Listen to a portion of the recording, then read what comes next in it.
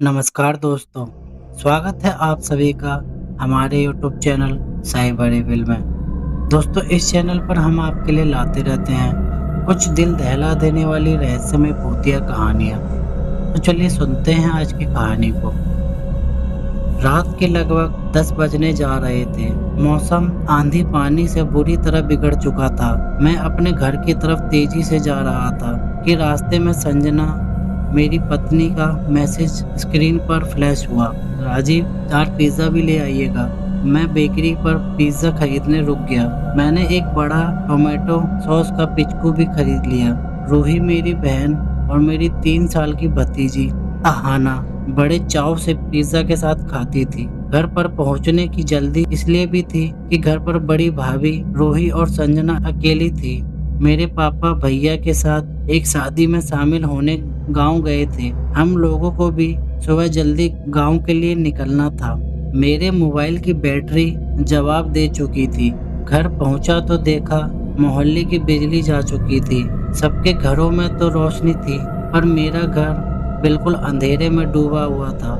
कोई हलचल नहीं थी, जबकि इन्वर्टर तो हमारे घर में भी था। 10 मिनट गेट खटखटाया पर कोई जवाब नहीं। घंटी भी बिजली आने पर ही काम करती थी। अब मेरा मन अनहोनी की आशंका से बुरी तरह घबराने लगा। पड़ोस के वर्मा जी को मैंने अपनी मदद के लिए बुला लिया। किसी तरह हम दोनों बाउंड्री फांद कर घर के अंदर घुसे तो ग्रिल में फंसकर मेरी जेब के साथ सॉस का पैकेट भी फट गया। पूरा घर साए साए कर रहा था। अब मुझे रोने जैसा आने लगा। 1 घंटे पहले तो बात हुई थी। आखिर मेरे परिवार को अचानक क्या हो गया? मैं वैसे तो नास्तिक और अंग्रेजी साहित्य का प्रोफेसर था डिग्री कॉलेज का, और एनुअल फंक्शन के मैकबेथ प्ले होना था तो कॉलेज भी शाम को मैं उसी की तैयारी करवाने के लिए ही गया था। पर आज ईश्वर से अपने परिवार की सलामती की प्रार्थना कर रहा था। सबसे पीछे वाले हॉल में जरा सी रोशनी देखकर हम दोनों सावधानी पूर्वक गए। खिड़की से अंदर देखने की कोशिश की तो मेरी रीढ़ की हड्डी तक सनसनाहट दौड़ गई। घटती बढ़ती, कभी नीली कभी सफेद धीमी रोशनी के सामने 3 चुड़ैलें बैठी हुई थी। अंधेरे में उनके पीले चेहरे और ताजे खून की धारियां सिर से चेहरे की तरफ बढ़ रही थी। ऐसा लग रहा था जैसे अभी सीधे कब्र से निकलकर आई है। मैकबेथ की 3 विचेस सीन मेरे सामने साक्षात ही था। मैं खिड़की पर जोर जोर से हाथ पटक रहा था। मेरे साथ वर्मा जी की भी सिग्गी बंध गई थी।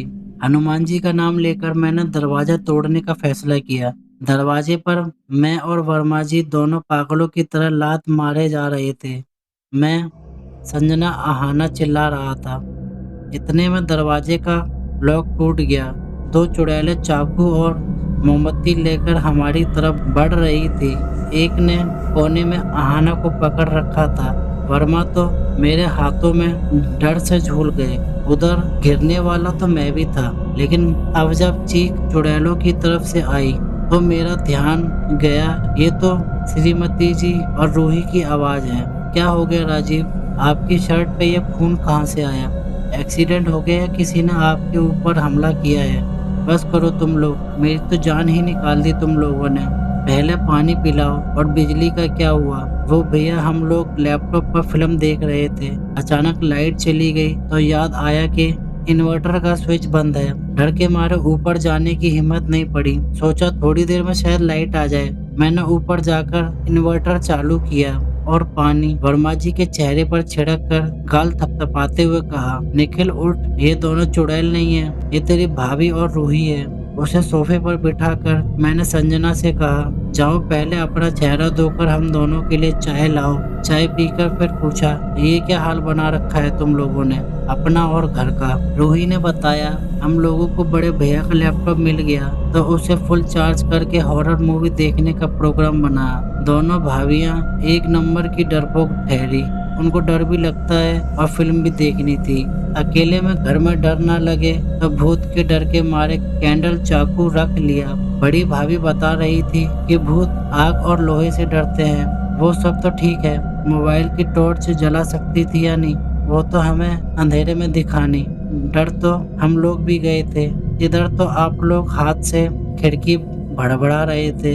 उधर फिल्म में भूत खिड़की बड़बड़ा रहा था। और तो और फिल्म की हीरोइन का नाम भी संजना था और भूत बार बार संजना बुला रहा था। तो हम और डर गए कि शायद भूत ने ही दरवाजा तोड़ दिया। इसलिए हम कैंडल और चाकू लेकर बाहर बढ़े। पर भाभी, निखिल वर्मा ने पूछा, आप लोगों ने अपने चेहरे में क्या कर लिया और खून कैसे टपक रहा था?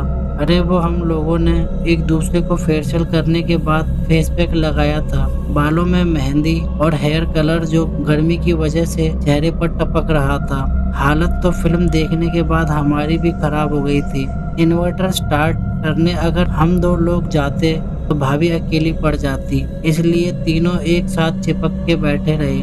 रोशनी के नाम पर लैपटॉप ही काफी था। अहाना भी सोकर उठ गई तो वो भी हमें देखकर डर के मारे रोने लगी। भाभी, जो भी हो, आप लोगों ने हमारी जान ही निकाल दी। लड़ाई झगड़े से तो कैसे भी निपट लो, पर ये सब तो मैं अभी नॉर्मल नहीं हो पा रहा हूँ। वैसे आप लोगों को ऐसे भेष में कौन दिलेर झेल लेता है? हमारी ब्यूटिशियन तीनों एक सुर में बोली। अब ऐसी लापरवाही और मस्ती आगे मत करना।